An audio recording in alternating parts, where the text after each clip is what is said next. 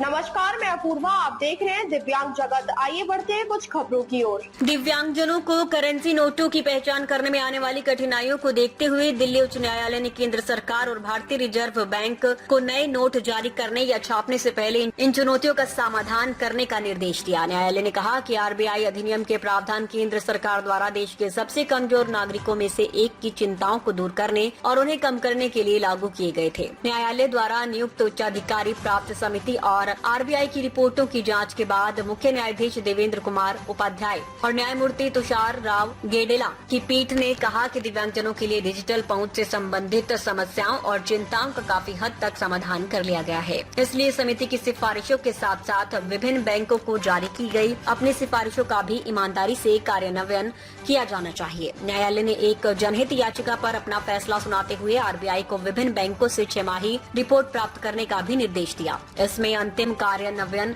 या लक्ष्य प्राप्ति तक प्रत्येक बैंक द्वारा की गई प्रगति की रिपोर्ट शामिल होगी। न्यायालय ने विभिन्न याचिकाओं का निपटारा करते हुए उपरोक्त टिप्पणी की। याचिकाकर्ता और अधिवक्ता रोहित दंडरियाल ने 50 रुपए और उससे कम मूल्य के करेंसी नोटों और सिक्कों को दृष्टिबाधित व्यक्तियों द्वारा आसानी से पहचाने जाने योग्य बनाने के लिए निर्देश देने की मांग की थी। इस संबंध में पीठ ने कहा कि आरबीआई द्वारा प्रस्तुत रिपोर्ट और समिति की सिफारिशों के आधार पर नोट जारी करने में हजारों करोड़ रुपए खर्च हो सकते हैं और प्रचलन में मौजूद मुद्रा को वापस लेने और नष्ट करने में भी काफी लागत और समय लगेगा। इन तथ्यों को ध्यान में रखते हुए ये निर्देश दिया जाता है कि जब भी भारत सरकार और आरबीआई नई मुद्रा छापने का निर्णय ले तो उन्हें उच्चाधिकारी प्राप्त समिति की सिफारिशों को ध्यान में रखना चाहिए।